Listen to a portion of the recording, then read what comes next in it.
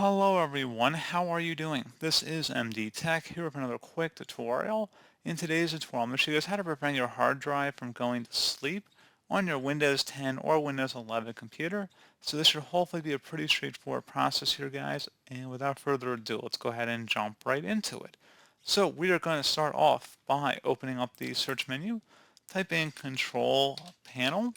Best result should come back with Control Panel. Go ahead and open that up. Say your view by to large icons, and then you want to select power options from this list. And at this point, go ahead and select where on the left side where it says choose when to turn off the display. And if you want to prevent your hard drive from going to sleep, just set the drop down the second option to put the computer to sleep. Set it to never.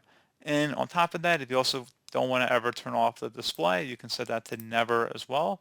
But the primary option here, if you don't want your computer to go to sleep mode, you want to select that second option here.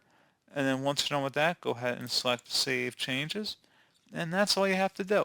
So pretty straightforward process here, guys. Do hope I was able to help you out, and I do look forward to catching you all in the next tutorial. Goodbye.